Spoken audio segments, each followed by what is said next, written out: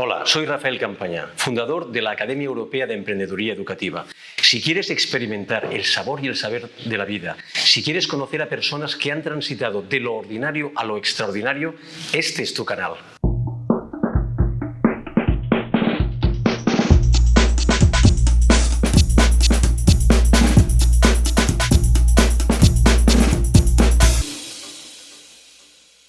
Bienvenidas y bienvenidos a un mundo extraordinario. Nuevamente con todos ustedes en este canal, cada sábado a las 8 de la noche estamos aquí con todos.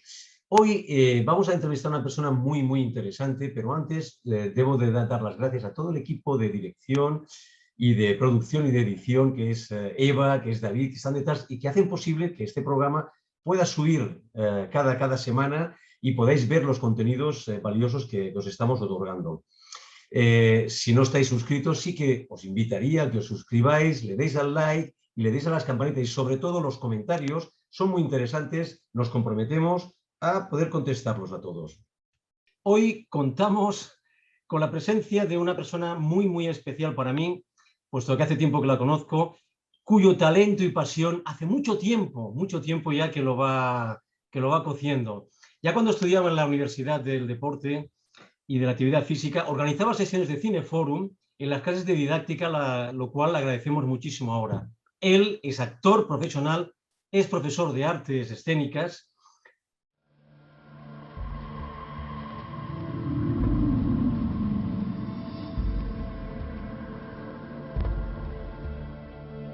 Vaya. Nunca espero visitas. Pero de verdad que es un gusto ver caras nuevas de vez en cuando.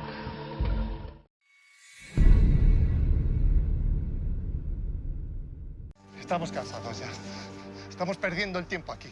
No hemos conseguido nada. ¿Sabes lo que sí vas a conseguir si te marchas ahora, no? Echar por tierra el esfuerzo de toda esta gente. Así que deja de comportarte como una normal y vuelve a tu sitio. No puedo. ¡Suéltame! ¡No vas a abandonar ahora! No puedo más. Tengo que dar de comer a mis hijos. Escúchame, todos lo estamos pasando mal, pero aquí no se rinde nadie. ¡Suéltalo!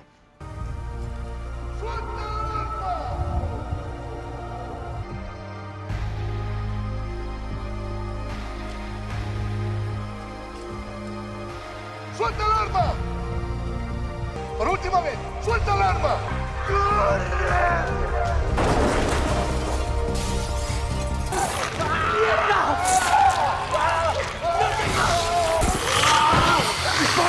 ¡Dispara!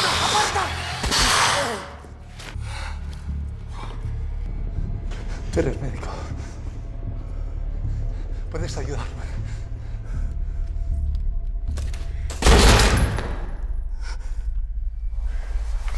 Por aquí, por favor. Comisario, estamos listos para entrar. Acabamos de grabar unas imágenes del interior de la comisaría que pueden ser muy útiles para planear la entrada. Estupendo. Les distraeremos por aquí. Parece lo más efectivo, ¿no? Está bien. En 2 minutos estamos. Gracias. Tienes razón, es tuya. Y estás en tu derecho de pedírmela. Es una gran linterna. Siento habértela cogido. Ya sabes quién soy en realidad. Un pobre hombre perdido aquí, en el bosque. Sí, me lo cargaría, claro que me lo cargaría. Entonces te estarías cargando a una mujer. Pues vaya una mierda de código que tienes, tío. La hostia del copón bendito, me estás inflando las pelotas con la mierda de verborrea sueltas por tu puta boca de los cojones. Te reviento los dientes ahora mismo. Dale con el mosca, coño, el chatarrero, coño. Que yo no me tiro un pedo del guarro ese, coño. Que le sale el piojo en el bigote al mosca ese, coño. No.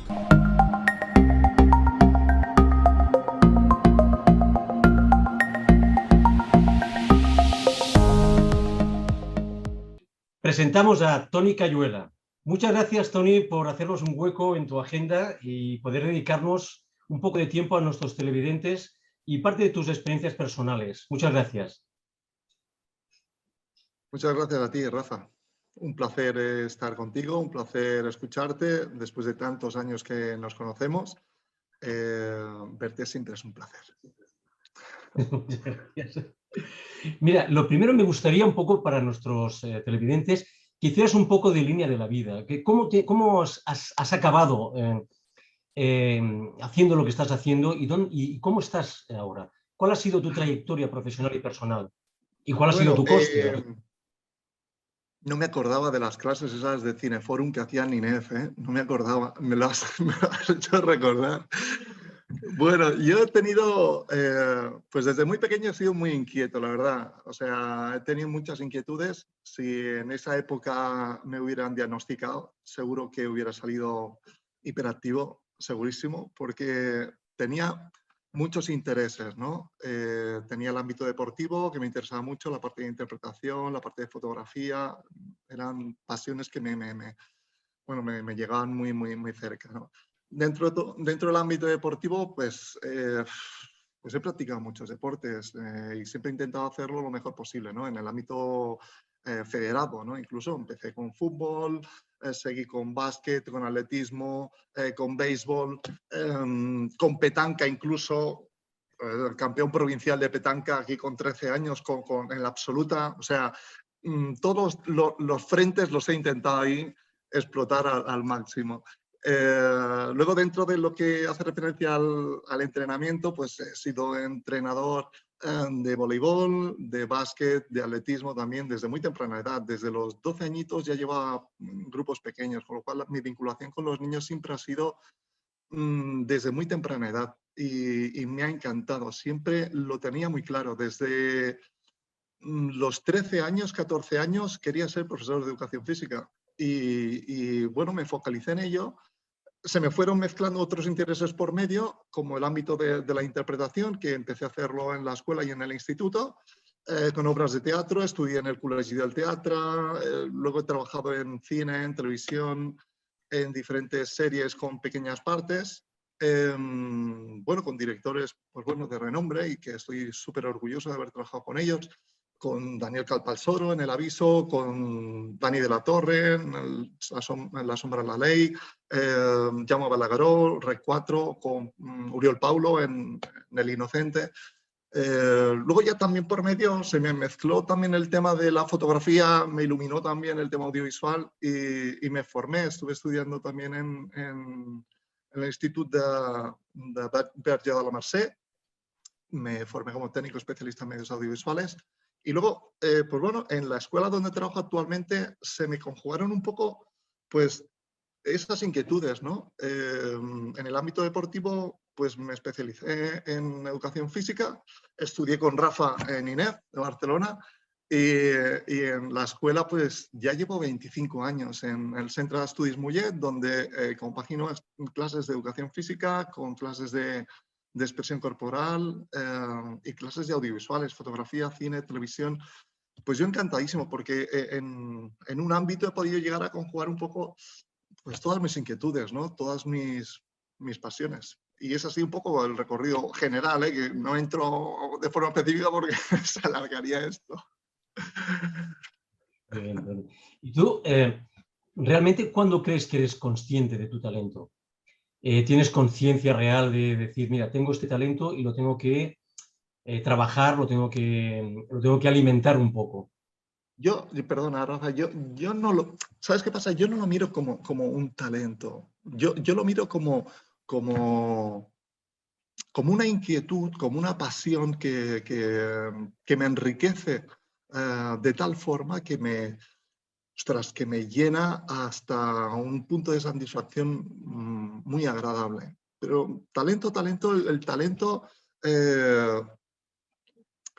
se tiene que trabajar, está clarísimo. Un talento mal gastado no sirve de nada. Por lo tanto, el talento se tiene que trabajar y yo he visto a niños con mucho talento desaprovechados totalmente, ¿no? O bien por falta de motivación, por falta de interés, y otros niños con no tanto talento, pero con una constancia y un trabajo y una paciencia.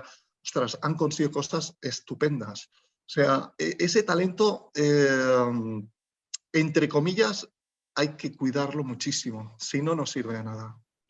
Y yo desde muy temprana edad, con el tema de la interpretación, a los Entre los 15 y los 20 años yo empecé ya a tener curiosidad por el tema. Y ya a partir de los 20 ya empecé a estudiar en el Col·legi del Teatre, me especialicé en diferentes escuelas y empecé a hacer ya mis trabajitos. Y vi que, ostras, que me gustaba. Y vi que me llenaba muchísimo. Y yo tenía claro que era algo alternativo a lo que yo ya de por sí hacía, porque era profesor en el Centre d'Estudis, ¿no?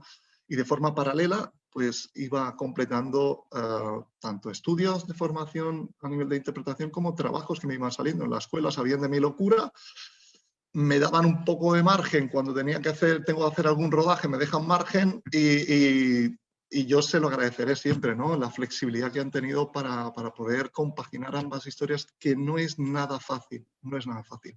Pero bueno, ahí estamos, con pico y pala, trabajándolo. Entonces, yo tengo una curiosidad muy grande y es cuando tú creas un personaje, porque has hecho personajes muy diversos, muy diferentes, ¿cuál es el procedimiento que realizas? ¿Puedes explicar un poco cuál es el proceso? Bueno, para mí es lo más interesante, ¿no? Para mí es lo más interesante cuando se me presenta una oportunidad, que no son muchas, todo hay que decirlo, porque el mercado es muy competitivo y realmente es difícil cuando te plantean el trabajar un personaje, ¿no? Pero cuando tengo esa ocasión, la intento saborear al máximo desde el principio, ¿no? Y lo primero que intento ver del personaje es cómo trabajar, cómo es ese personaje primero, ¿no? ¿Qué antecedentes puede llegar a tener, el por qué ha llegado a esa situación y hacer una especie de investigación previa, ¿no?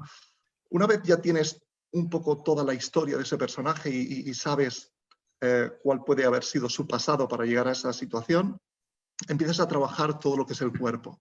Empiezas a trabajar el cuerpo, cómo poder modificar tu cuerpo hacia ese personaje con una serie de gestos o con una serie de tics que pueden llegar a enriquecer a ese personaje. Sobre todo la voz la tienes que intentar modular y adaptar un poco para enriquecer toda esa envoltura, porque yo cada personaje lo intento cuidar como si fuera un regalo. Un regalo en el que tiene una envoltura, tiene un papel de regalo y tú tienes que intentar cuidarlo y mimarlo al máximo para sacar todo lo más provechoso posible de ese personaje, tanto a nivel de gestos, a nivel de tic, ya no hablamos de personajes de teatro, cine, televisión, porque son muy diferentes. Un personaje de teatro es muy diferente el trabajo que tienes que hacer que un personaje de cine, ¿no? El cine lo tienes que controlar mucho más, el gesto es mucho más cerrado, porque hay primeros planos que te enfatizan mucho cualquier gesto.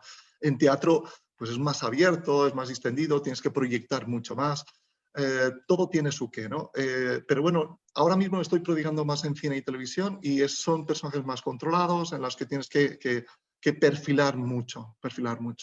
Y la verdad es que ese proceso para mí me es muy enriquecedor, ¿no? Y luego cuando ya llegas a completar ese regalito, que le has puesto ya el lacito y ya todo, y dices, hostias, venga, vamos a lanzarnos al ruedo ahora ya con esto, que lo tengo ya más o menos, y empiezas a jugar. Porque al principio es un juego, hasta que hasta que ya lo tienes ya todo redondo, ¿no? Y ya cuando lo tienes todo redondo, pues eso, ¿no? Pues te lanzas al ruedo jugando ya delante de la cámara y bueno, haces propuestas. Y esas propuestas son las que de alguna forma completan lo que es la grabación o lo que es el rodaje en sí. Y sobre todo el texto, adaptar ese personaje al texto que te plantean. Para mí es un reto siempre cada personaje, ¿no? Y es muy interesante, porque te tienes que ir de tu yo a otras personas, ¿no? Me han encasillado muchas veces en violador, proxeneta, recién salido a la cárcel. O sea, lo más negativo que te puedes llegar a encontrar. Los alumnos en la escuela ya están más que acostumbrados a esa tipología de personajes que me dan, ¿no? Y bueno, uno se acostumbra y se adapta. Te tienes que adaptar a lo que te echen, a lo que te den, ¿no? Pero sí que últimamente me he intentado focalizar en ese tipo de personajes sombríos, muy oscuros, que por mi perfil pues les cuadra, ¿no? Y mira que yo soy de azúcar, o sea, te lo prometo, yo soy de azúcar completamente. Y Lo sé. intento, y de alguna forma lo que puedo aportar a un tipo de personaje de este tipo es bastante redondo, ¿no? Y bueno, suelo cuadrar cositas que son interesantes en ese tipo de personajes más sombríos y más oscuros. Y nada, yo encantadísimo de preparar personajes, todos los que puedan ofrecerme yo, vamos, encantado de la vida. Tony, y en esa construcción del personaje, ¿tienes en cuenta aspectos como los valores, las creencias, esas cosas más tácitas que aparentemente no salen, pero que sí que el espectador, bueno, detectamos, ¿no? Cuando vemos un personaje, ¿no? ¿Lo tienes en cuenta todo ese tipo de aspectos? ¿Sabes qué pasa? Que cuando trabajas un personaje, lo trabajas desde un punto de vista muy personal, muy personal. Y cuando intentas focalizarte en un personaje, te olvidas un poco de todo el entorno, de todo el contorno, todo el tema de valores, aspectos personales, aspectos propios. Hostias, ya te metes en otro órdago, ¿no? Porque la parte ética del personaje, ¿yo cómo voy a buscar la parte ética de un personaje o los valores de ese personaje cuando el tío es un delincuente, violador, proxeneta recién salido de la cárcel? O sea, tengo que apartar mi yo real y acercarme hacia el yo personaje, ¿no? Entonces, no me prodigo en la parte de valores, a no ser que toques ya unos frentes y estés ya tocando unos márgenes, bueno, que no debes. Pero no pienso mucho en ello. Y para tener esa facilidad camaleónica de cambios de personajes que tienes, ¿qué crees que es más importante a la hora de tener, que hay que tener en cuenta a la hora de hacer ese cambio de personajes, de registros que tú realizas muy bien, además? ¿Sabes qué pasa? Que cuando planteo un personaje y trabajándolo desde base, la construcción de ese personaje desde abajo ya hace que el camino o la vertiente que tú hagas de un personaje sea totalmente diferente de otro. A veces sí que puedes llegar a coger cosas de un personaje y trasladarlas a otro, ¿no? Pero intento evitarlo completamente, con lo cual el punto de vista de origen tiene que ser diferenciador y por lo tanto no tengo referencias. Sí que me gusta a veces coger referencias de aspectos de tu propio entorno, ya no tan solo de otras películas o de otros personajes, otros referentes que puedes llegar a tener a nivel interpretativo, sino incluso gente de la misma calle. Me acuerdo de un ejercicio que hacía con los chavales en el cole, que hacía referencia a las formas de andar, ¿no? Y a la diversidad de formas de andar que te puedes encontrar, ¿no? Y eso te dice mucho de la persona, sin decir absolutamente nada, ¿no? La forma de andar que tiene la gente, los propios alumnos, ellos mismos se analizaban a la hora de su forma de andar, o bien si van muy chapados o si van pues muy arriba, pues eso dice mucho de esa persona. Y el estudio, y ellos mismos no son conscientes a veces de esa forma de andar. Y lo importante es ser conscientes de tus actitudes para moldearlas hacia donde a ti te interesa e intentar hacerlas lo más naturales posible, hacerlas propias del personaje en sí que estás trabajando. Eso es lo que de alguna forma intento generar o crear, una naturalidad en el comportamiento. Eso en cualquier personaje que se vaya a trabajar, sí. Claro, claro. Durante tu experiencia profesional, me imagino que has conocido a muchos actores y también todas esas personas que están detrás de las cámaras, que son muchas. Yo quería preguntarte, ¿qué creencias limitadoras son las que más has notado, ¿no? en toda esta profesión, tanto en actores como en cámaras, como en técnicos en general? Mira, uno de los aspectos que yo siempre me he dado cuenta que he necesitado bastante es un director artístico adecuado. O sea, alguien que esté preocupado únicamente por la parte interpretativa, porque ese no es el director. El director no se tiene que preocupar de la parte interpretativa. El de fotografía no se tiene que preocupar de la parte de interpretación, se tiene que preocupar de sus puntos de luz, de sus focos, etc. Y el director en intentar que toda la orquesta funcione lo mejor posible. Pero la interpretación una persona específica, que las hay y muy buenas, pero hay muchos proyectos que carecen de este personaje, de esa persona que te guía hacia la parte de interpretación, que lo mismo la propuesta que tú haces les cuadra, y va bien, estupendo, pero el dirigirte adecuadamente hacia el camino que realmente se interesa en ese proyecto, ¿no? A mí me ha cojeado ese personaje dentro de los proyectos, ¿no? Porque esa faceta siempre ha sido la faceta del director. Yo creo que el director, en el momento del rodaje, está pendiente de tantas cosas y de tantos aspectos que la parte interpretativa, la parte de la interpretación,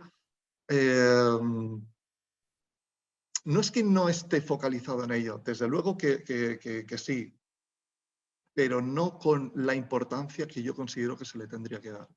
Y tendría que haber a alguien más específico para esas tareas, que las hay y lo sé, pero en general en los proyectos en los que he trabajado siempre ha habido ese componente y ese aspecto en el que ha habido carencias.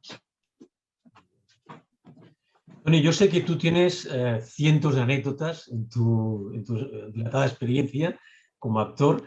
No sé si quieres o puedes compartir alguna que tenga algún significado relevante para ti y sobre todo que has aprendido de ellas, ¿no? De estas anécdotas que...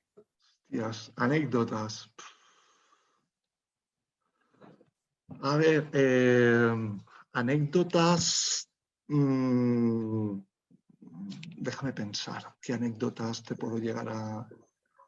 en rodajes? Bueno, la anécdota sí, te puedo contar una que me ocurrió, que fue en la película del Aviso, Daniel Calparsoro, un director de los de primera línea, buenísimo. Tenía que rodar un miércoles en Guadalajara, creo que era un miércoles por la noche, era un rodaje nocturno. Y tenía que volar el miércoles por la mañana para rodar por la noche. Bueno, el martes por la mañana un ataque de lumbalgia que me quedé clavado. O sea, clavado quiere decir que no me podía mover para nada. Dije, hostias, Pedrín, Dios mío, es que no podía ni girarme ni para un lado ni para otro. Y además que era una escena en la que era de movimiento, que tenía una recortada que ella hacía de policía, tenía que desplazarme, o sea, que era de fuerza, ¿no? Total, que el martes por la tarde yo fui a mi fisio y digo, macho, arréglame, ponme lo que sea. Y empezó allí a hacerme punción seca, que sí, de pie, aquí me duele aún, y pinzándome, y venga, y pim, pam, pim. Bueno, al final, después de una hora de hacerme ahí historias que se me caían los lagrimones, parecía que la cosa iba bien, ¿no? Fenomenal. El miércoles fui al rodaje, estupendo, bien, pero claro, se alargó muchísimo la historia.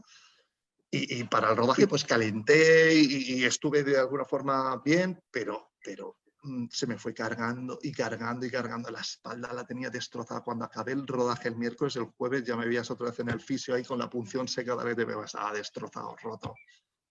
En el rodaje se me caían, les hago la pistola, se me caían los lagrimones y digo, tía, que acabe pronto esto, por favor, lo mato pronto y me voy. Pero anécdotas he tenido muchas.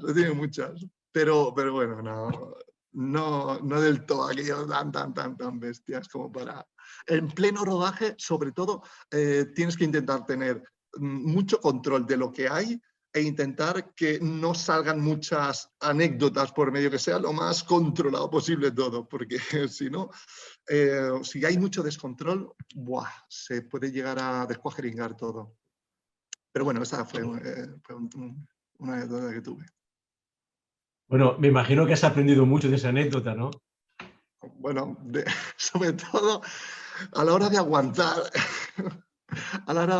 el dolor, hostias. No, es que es mi punto débil. La espalda es uno de mis puntos débiles, que a la más mínima tengo que cuidarla bien, si no me pega algún que otro latigazo, ya me hago mayor ya, Rafa.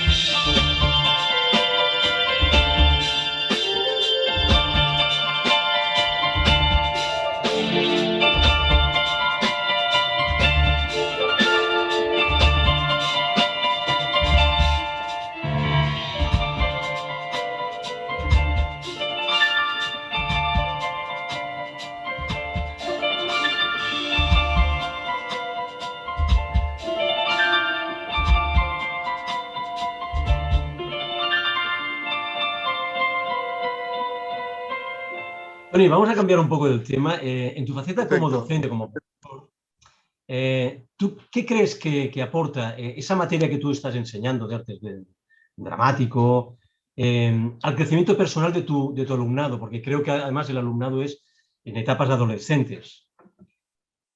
Sí, efectivamente. ¿Qué Es muy crees que secundaria, aporta? es muy secundaria. Ujú. Bueno, ¿Qué cree que...? lo que aporto en esas edades, en esas etapas, ¿no? Me comentas. Sí, sí, Bueno, sí. pues, ¿sabes qué pasa?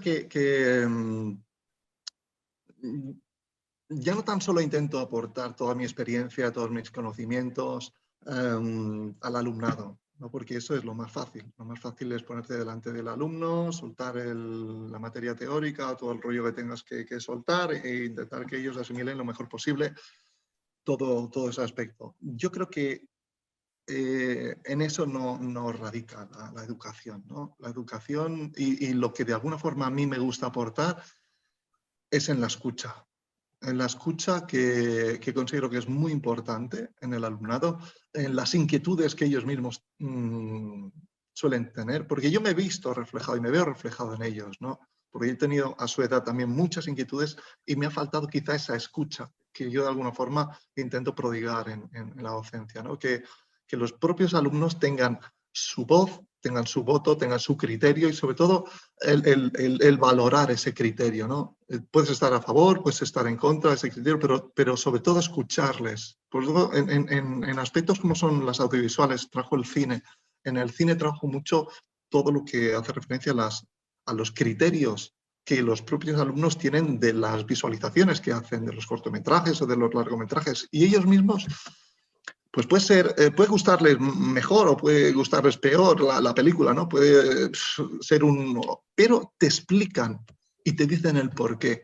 Y ese criterio yo creo que forma mucho la personalidad del alumno. Entonces, yo dentro de lo que es la docencia en sí, no me prodigo. Claro que preparo las clases y claro que tengo que seguir el currículum y pero tengo la gran suerte de que tengo auténticos caramelos como asignaturas. Fotografía, cine, televisión, expresión corporal, teatro, educación física.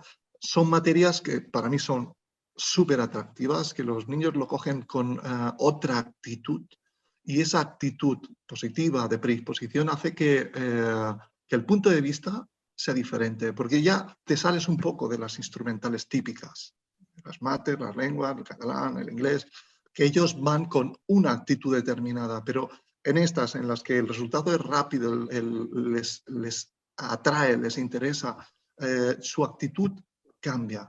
Y yo, en cierta manera, me aprovecho de ello, me aprovecho de esa actitud y en muchas ocasiones aprendo muchísimo de ellos.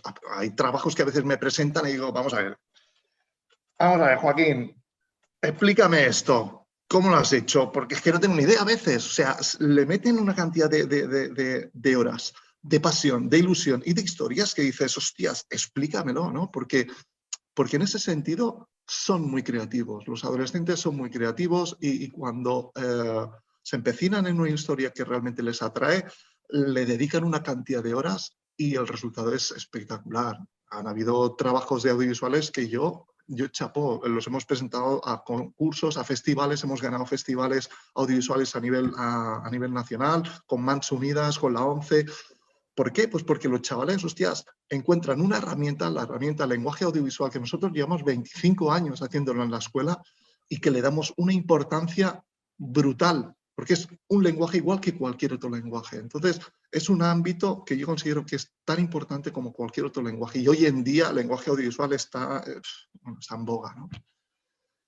No sé si te he respondido a lo que me preguntabas. Además, te diré que, no sé si lo sabes, que una de las competencias principales de un coach es la escucha Sí. activa. Por tanto, que estás en el camino también, ¿eh? Yo creo que es fundamental, yo creo que es fundamental lo que dices, ¿no? De la escucha activa, y más en un adolescente que lo necesita y mucho. Tú, Toni, ¿por qué recomendarías, si pudieras recomendar, incluir las artes escénicas dentro del currículum del sistema educativo? ¿Por qué motivos? Mira, yo considero, a ver, vamos a partir un poco de la base. Yo creo que el sistema educativo actualmente se tendría que modificar teniendo en cuenta unos aspectos, sobre todo de esa escucha que estamos hablando continuamente, ¿no? La escucha hacia el propio alumno, hacia las inquietudes que desarrollar en el propio alumno, porque no nos tenemos que centrar únicamente en unas teclas del piano. El piano es muy largo y hay muchas teclas en el piano que poder tocar igual de bien que las teclas del centro. Hay unas teclas a la izquierda, hostia, que suenan la mar de bien, y hay otras teclas a la derecha que son brutales. Pero, ¿por qué tenemos que tocar siempre las del centro? ¿Por qué tenemos que tocar siempre las instrumentales de una forma 100%? Hay una serie de asignaturas, hay una serie de materias que son súper enriquecedoras para el alumno, que pueden llegar incluso a ser motivantes para que continúen en su rama académica, para que continúen con estudios. Porque hay mucha gente que se frustra, hostia, que no saca las asignaturas que les imponen como las instrumentales y tira la toalla y deja de estudiar o tiene un nivel, pues bueno, voy a intentar sacarme esto como pueda y punto, ¿no? Pero nosotros desde hace muchos años en la escuela nos hemos intentado prodigar en materias que consideramos pueden llegar a ser enriquecedoras para esa persona, no para el alumno, sino para esa persona que se pueda prodigar en la cocina, como en las artes escénicas, como en las artísticas. O sea, hay tantos ámbitos en los que el niño se puede luego profesionalizar y dedicar que por qué el sistema educativo nos tiene que limitar. Por eso desde hace muchos años que nosotros la apuesta que tenemos es la de ampliar todo lo que podamos y todo lo que nos dejan ese piano. Y en el centro donde estamos, en el Centre d'Estudis Mollet, lo que intentamos es desde talleres de cocina, talleres de robótica, talleres de circo, talleres de cocina, repostería, talleres de oratoria, sobre todo de oratoria. Consideramos muy importante la comunicación, consideramos muy importante el hecho de que dominen, ellos mismos controlen la palabra, el discurso, la entrevista, la comunicación, porque va a ser el día a día de su profesión, lo que es la comunicación a la hora de exponer un trabajo, a la hora de cómo afrontar una entrevista de trabajo o cómo comportarte corporalmente en una clase, en una entrevista o en un discurso, ¿no? Y ese lenguaje es un aprendizaje que el alumno tiene que saber, ¿no? Porque ellos desconocen completamente eso, con lo cual parten de cero y tienes que aportar pues, esas herramientas que ellos tienen que intentar utilizar y mecanizar, ¿no? Porque son herramientas de comunicación, las gestuales, ¿no? Entonces, todos esos ámbitos dentro del sistema educativo yo creo que se tendrían que tener en cuenta. Y se tiene que tener un poco más en cuenta la escucha de otros aspectos también enriquecedores dentro del alumnado y de la persona en sí. Porque en definitiva las profesiones luego se van a diversificar de una forma brutal. O sea, el niño que no le van bien las matemáticas ni las lenguas, hostia, lo mismo, pues no se saca el graduado. No se saca el graduado por esas 4 o 5 asignaturas que no le van bien. Pero luego es un puñetero crack en la cocina. Y el tío acaba sacando unos estudios de cocina brutales. ¿Y por qué lo vamos a tener que esconder o que tapar esa faceta o esa capacidad que se podría despertar, ¿no? De temprana edad? Por eso te digo, ya no tan solo las escénicas, sino otros muchos ámbitos que considero que pueden ser enriquecedores a temprana edad, porque hay que intentar despertar esas curiosidades, ¿no? A temprana edad. Si no las hay, si no las conocen, es muy difícil que se les despierte esa curiosidad. Es muy interesante lo que estás comentando porque seguramente ya lo conoces. La neurociencia está apostando y diciendo en voz alta que la pirámide del currículum está totalmente mal puesta. Es decir, las más importantes deberían ser educación física, las asignaturas, plástica y música, y ellos argumentan de una manera científica el por qué. Por tanto, corrobora mucho lo que estás comentando, ¿no? Toni, quería comentarte, si tú, no sé si de manera directa o indirecta, tocas algún tipo de valores y los incluyes en tus clases, ¿y cuál es la respuesta por parte del alumnado ante esa propuesta? Sí.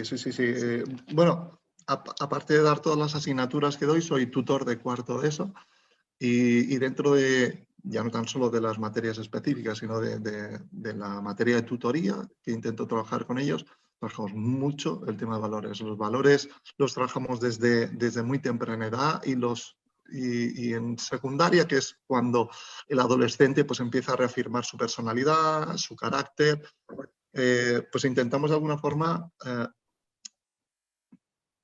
presentar y generar ese tipo de valores hacia el entorno, ¿no? Y la importancia que hay con el tú a tú de ese entorno. Ya no tan solo hablo del entorno personal, de las personas en sí, sino con el medio. Ya no hablamos de medio ambiente tan solo, hablamos de personas, hablamos de medio ambiente, hablamos de tantos aspectos. Valores con la propia familia, valores con los animales, valores, o sea, hay tantos aspectos. A mí se me quedan cortas, las horas de tutoría se me quedan cortas. Y muchas veces, me como horas de audiovisuales y de educación física para plantearles algo importante, ¿no? Algo importante que dices, hostia, pero ¿cómo no veis esto? Y sentarles y decirles, vamos a ver, o cuando planteo un juego, porque los niños son muy competitivos, un juego en educación física y se tiran de los pelos, o sea, se suben por las paredes. Y tienes que sentarles, calmarles, trabajar ahí los valores, trabajar aspectos que son, pues bueno, a veces son de sentido común, muchas veces son de sentido común, digo, pero es que esto es 2 más 2 son 4, pero ellos a veces el 2 más 2 son 4 no lo ven y tienes que intentar pues masticarlo y sobre todo escucharles qué es lo que opinan sobre ello y que entre ellos mismos se genere esa dialéctica, ¿no? y que lleguen ellos mismos hacia aspectos que consideramos que son sensatos y que a veces que por su edad a veces pues no lo ven. ¿Por qué? Pues porque tienen otros intereses, tienen otras prioridades y ahora mismo sus escalas de intereses ahora mismo está un poco ahí descuajeringado. Entonces lo que intentas es, hostias, centrarles y poner encima de la mesa aspectos para hacerles reflexionar, sobre todo para hacerles reflexionar, ¿no? y que mediten sobre ello, ¿no? Y que lo valoren. Bueno, me acabas de nombrar otra de las competencias de un coach, ¿no? El diálogo y la reflexión. Yo te felicito por ello, porque es muy importante este aspecto. Yo quería preguntarte, el hecho de crear personajes en tus asignaturas, y les haces crear personajes para hacer tus obras de teatro, tus musicales, ¿tú crees que los convierte en personas, digamos, más empáticas, personas mucho más críticas? ¿El hecho de ponerse en la piel de otra persona? Hostia, totalmente. O sea, cuando tú le planteas a un chaval... ¿Sabes qué pasa? Que ellos se mueven mucho, igual que nosotros, ¿eh? O sea, nosotros nos movemos por una zona de confort y salirnos de ahí pues nos cuesta. Entonces, yo lo planteo como un reto, como un riesgo que a los chavales tienen que asumir, ¿no? Y yo les planteo, digo, mira, yo ya sé cuál es tu zona de confort, ¿no? Ya sé cuáles son tus limitaciones interpretativas. Pues vamos a intentar ampliar un poco esos límites, ¿no? Entonces, cuando trabajamos los personajes o las identificaciones a nivel de movilidad o de cuerpo, pues lo que intento es romper un poco todo eso, ¿no? O bien con dinámicas o con juegos, intento un poco romper esa zona de confort e intento plantearles retos, le intento plantear a veces objetivos que tienen que conseguir o propuestas que les planteo que tienen que ir amoldando dentro de lo que es el ejercicio en sí, e incluso llega un punto en el que esas propuestas las hacen ellos mismos, ¿no? Que ven un poco la dinámica que les planteo y ellos mismos se generan esas propuestas, ¿no? Porque en el teatro y en lo que es la interpretación en sí, cuando trabajamos la improvisación, hay una dinámica que intento siempre promover, que es la continuidad de las propuestas, ¿no? Que tiene que haber una propuesta, una adaptación a la propuesta, otra propuesta, una adaptación, y tiene que haber siempre un tú a tú cercano en cuanto a propuestas, que no se generen silencios, que haya una muy buena escucha, ¿no? Que el hombre sin balón, que es la persona que no esté hablando en ese momento, es tan importante como la persona que está hablando en ese... Por lo tanto, tiene que haber una escucha activa, que hemos hablado antes de ello, para que esa escena fluya y salga lo más redonda posible, ¿no? Y para eso hay que intentar provocar al alumno para que busque dentro de esos límites. ¿Y qué ocurre? Que el feeling que encuentran entre ellos es brutal. Y esa empatía que tú me comentas antes, esa empatía que se genera entre ellos. Yo he visto escenas de los chavales que cuando han acabado la escena se han abrazado. He visto escenas que se han tirado por el suelo retorcidos de risa más no poder. Y nosotros como público, yo calmando a todos, porque si no escuchas bien lo que están diciendo en ese momento, ¿no? De las risas de la gente, porque lo que se genera es mágico. O sea, lo que se genera en un escenario, cuando funciona, cuando hay esa empatía y ese feeling y esa chispa, es pura magia. Y los chavales cuando llegan a ese feedback entre ellos y el público y los chavales consiguen eso, es orgásmico. Es orgásmico. Y te lo digo así porque es brutal. Además que es difícil conseguir eso y tienes que intentar trabajarlo porque los chavales siempre se ponen barreras y siempre se ponen topes y siempre se ponen limitaciones. Y el reto mío en sí es romper esas barreras, romper esas limitaciones para provocarles y para que saquen un poco la parte orgánica, ¿no? Que es lo importante de la interpretación, ¿no? La parte más orgánica, que la pongan encima del escenario.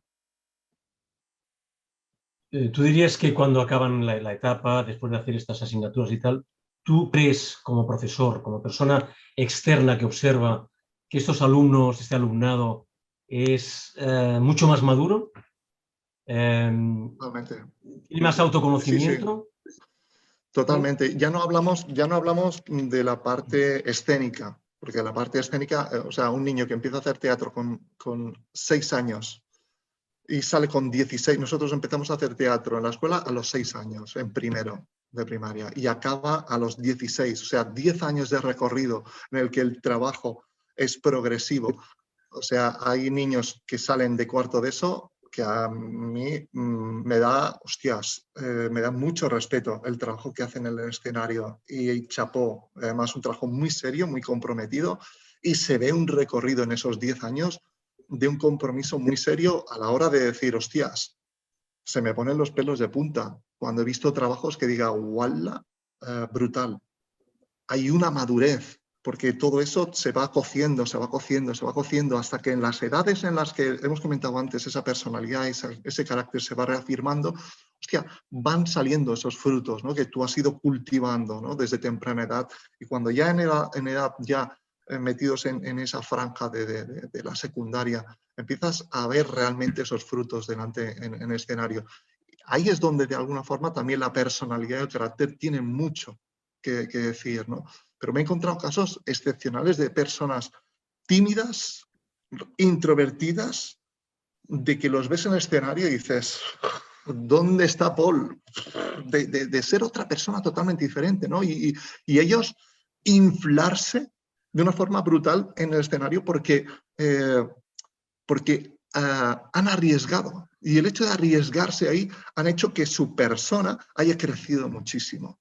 Y a ellos les enriquece mucho el poder descubrir facetas y descubrir ámbitos que si no lo prueban y si no lo ponen a cocer, es imposible. Por eso la madurez académica y formativa hay que aprovecharla, hay que intentar darle las dosis adecuadas a los alumnos en las diferentes etapas de su evolución para que vayan madurando, no tan solo personalmente, humanamente, sino académicamente. Y va ligado una cosa con la otra, ¿no? Para que luego vaya todo eso formando esa personita que es tan importante, ¿no? Dentro de lo que es la docencia.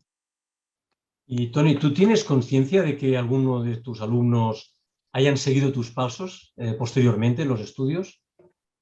Sí. Bueno, tengo varios casos. Una de las anécdotas que te puedo decir es que el año pasado... A ver, mis estudios en sí. Mis estudios en sí, tengo exalumnos que se dedican al cine, tengo exalumnos que se dedican a producción tengo exalumnos que están interesados en el ámbito deportivo, tengo exalumnos que el tema de la fotografía es su medio de vida y para mí es un orgullo. Para mí es un orgullo el haberles facilitado herramientas que les ha despertado esa curiosidad, esa faceta y que luego se hayan dedicado de forma específica a ello, ¿no? Eso en cuanto a esos ámbitos, pero tengo una anécdota, perdona, Rafa, es que te la tengo que contar porque el año pasado me operaron de la espaldita, me hicieron, tenía una hernia discal y me operaron, ¿no? Y yo, pues nada, pues fui al hospital y me vistieron ahí con mi batita, con mi gorrito, me llevaron al quirófano y cuando me meto en el quirófano me encuentro en el equipo de operación a un exalumno y me dice, Tony, y yo digo, Dani, ¿qué haces aquí? O sea, me puse a llorar como un tonto. O sea, me puse a llorar porque, hostias, encontrarte un exalumno después de muchos años, claro, porque le había perdido la pista, ¿no? Y encontrármelo en una situación tan delicada, ¿no? Porque te pones en sus manos y dices, macho, yo he currado mucho contigo, ahora cuídame tú.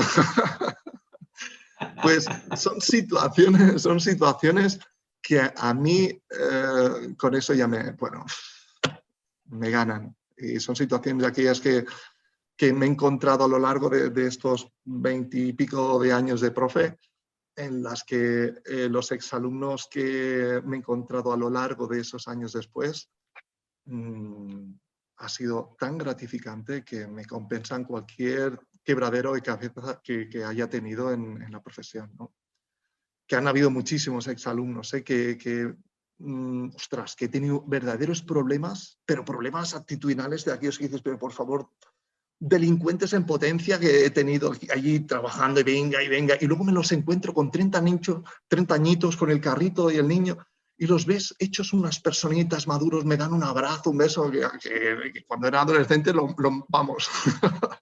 y te das cuenta de cómo evoluciona la persona, ¿no? Cómo evoluciona la madurez y que esas etapas y esas edades son súper difíciles, ¿no? Y a veces hay que ponerse en la piel de la otra persona y hay que pensar en la etapa tan difícil en la que se encuentran, ¿no? Que más que hacer de profe, yo creo que hay que intentar guiarlos e intentar que ese camino sea lo más plano posible para reconducirles hacia unos derroteros que pueden llegar a serles interesantes, ¿no?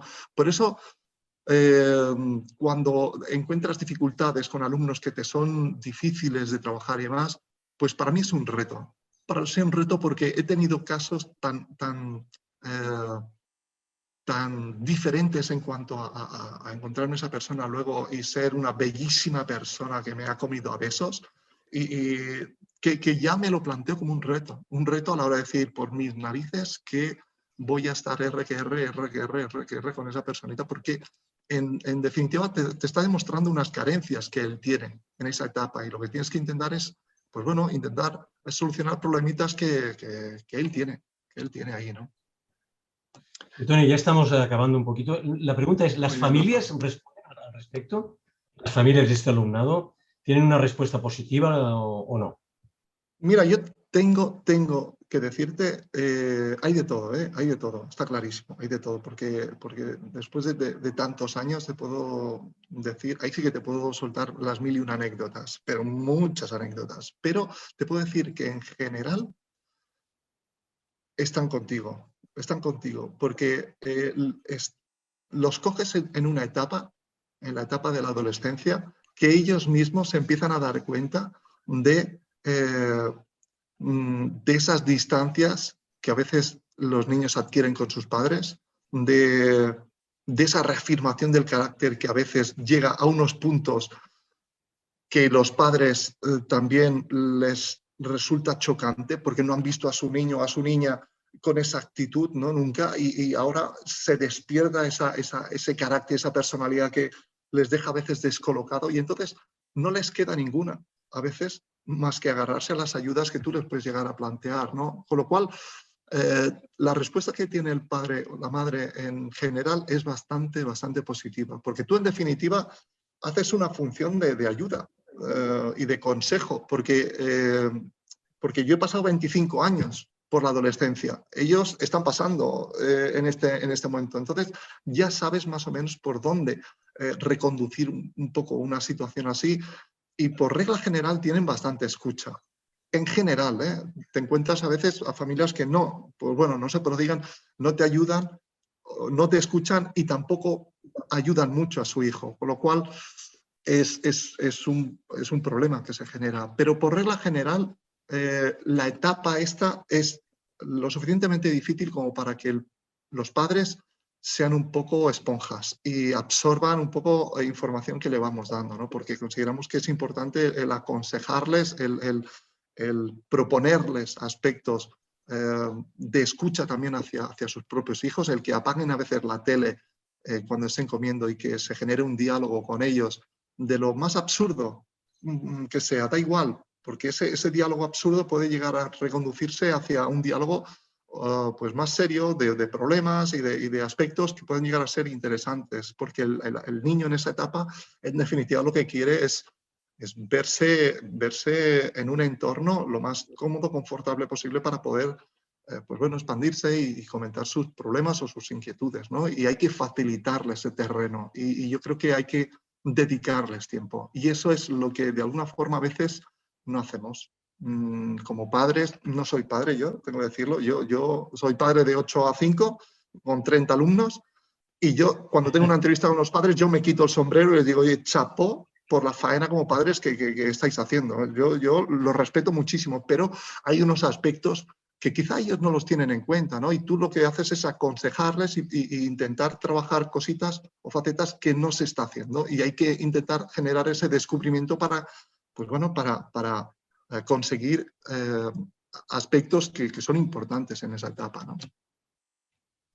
Bueno, Toni, estamos llegando ya al final. Simplemente bien, decirte si quieres hacer un alegato final, comentar alguna cosa.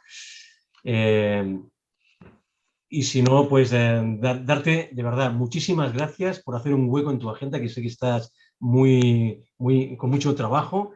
Yo encantadísimo, Rafa. Yo encantadísimo. Yo sí que me gustaría decir algo a favor tuya, Rafa, porque considero que el trabajo que estás haciendo a la hora de expandir una serie de valores y trabajar una serie de aspectos que son importantes dentro de la educación y dentro de la formación es de valorar, porque estamos en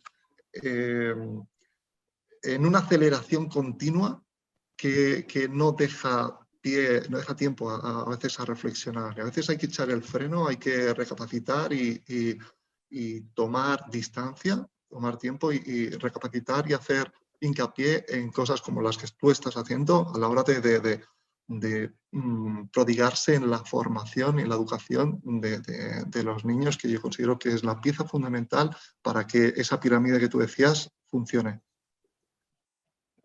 Agradecerte, Rafa, que me hayas tenido y haya tenido ocasión de entrevistarme contigo y dedicarme también tú este tiempo para mí. Muchísimas gracias, Toni. Bueno, te envío un abrazo, aunque sea virtual. Y muchas gracias a todos los televidentes por haber sintonizado este canal. Espero que os haya servido de algo y si es algo, por favor, compartirlo. Hasta la próxima. Gracias. Otra. Chao.